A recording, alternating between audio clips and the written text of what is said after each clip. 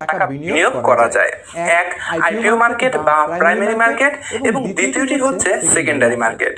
আমাদের দেশে primary market বা আইপিও মার্কেট মোটামুটি রিস্ক ফ্রি হওয়ায় অনেকেই শুধুমাত্র প্রাইমারি মার্কেটে বিনিয়োগ করে এবং ভালো টাকা আয় করে। আইপিওর মাধ্যমে শেয়ারের জন্য আবেদন করতে আপনাকে 5 থেকে 6,000 টাকা বিনিয়োগ করতে হতে পারে। এখানে টাকার অঙ্কটা ফিক্সড না, এই কারণে যে অনেক কোম্পানি তাদের শেয়ার ফেস ভ্যালুতে অর্থাৎ 10 টাকা দরে বিক্রি করে, আবার অনেক কোম্পানি প্রিমিয়াম নিয়ে থাকে। একটি পিও অ্যাকাউন্ট দিয়ে আপনি একটি কোম্পানির শেয়ারের জন্য আবেদন করতে পারবেন। এবার আসি সেকেন্ডারি মার্কেটে। সেকেন্ডারি মার্কেটে আপনি যত টাকা ইচ্ছা তত টাকাই বিনিয়োগ করতে পারবেন, তবে ন্যূনতম 20,000 টাকা দিয়ে শুরু করতে পারেন।